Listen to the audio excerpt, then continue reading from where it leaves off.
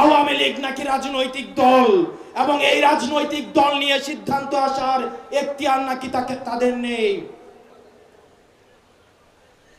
Doctor Mohammad Yunus গত কিছুদিন আগে বলেছেন আগামী নির্বাচনে আওয়ামী লীগ অংশগ্রহণ করবে কি করবে না সেটি সিদ্ধান্ত নাকি আওয়ামী লীগের। ডক্টর মোহাম্মদ ইউনূস, আপনি ভুলে যাবেন না আমরা আপনাকে ক্ষমতায় বসিয়েছি। আওয়ামী লীগ নির্বাচন করবে কি করবে না, আওয়ামী লীগ আসবে কি আসবে না, এই সিদ্ধান্ত নিয়েছি আমরা। আওয়ামী লীগ মারা গিয়েছে বাংলাদেশে আর জানাজা হয়েছে দিল্লিতে। আমার ভাই আবরার এবং শহীদ আবু আলিফের রক্তের উপর পাড়া দিয়ে এই আওয়ামী লীগ বাংলাদেশে আসবে না। এই সংস্কার আমাদের দেশের সবচেয়ে বড় সংস্কার, আওয়ামী লীগকে নিষিদ্ধ করতে হবে। কোন কিন্তু অথবা নেই, আচ্ছা দেখছি এরকম কিছু নেই, আওয়ামী লীগকে নিষিদ্ধ করতেই হবে।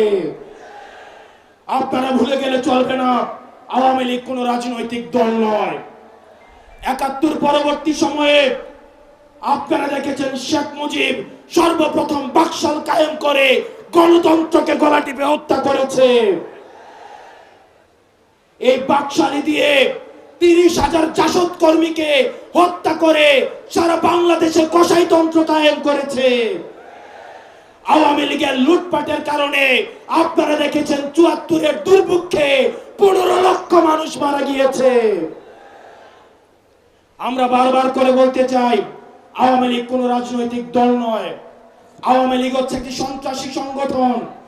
এই সন্ত্রাসী সংগঠনকে নিষিদ্ধ করার মধ্য দিয়ে আমরা সংস্কার দেখতে চাই। একই সাথে শাপলায় যে হত্যাকাণ্ড হয়েছে, আমরা আপনাদের কাছে অনুরোধ জানাবো এই শাপলা হত্যাকাণ্ডে যারা শহীদ হয়েছে আজকের এই মঞ্চ থেকে এই শহীদের লিস্ট আপনারা জাতির সামনে প্রকাশ করুন। একই সাথে হাসিনার এই ফাঁসি না হওয়া পর্যন্ত প্রয়োজন হলে আমাদের শেষ রক্তবিন্দু দিয়ে এই তরুণ প্রজন্ম আমরা হাসিনার ফাঁসি নিশ্চিত করা পর্যন্ত আমরা আন্দোলন চালিয়ে যাব। এবং নারী সংস্কার নিয়ে যেই কনসার্ন আপনাদের কাছ থেকে এসেছে, আমরা চাই ডক্টর মোহাম্মদ ইউনূস এই কনসার্ন গুলোকে আপনি অতি সত্বর অ্যাড্রেস করবেন এবং অপ্রয়োজনীয় যে সংস্কারগুলো রয়েছে সেটিকে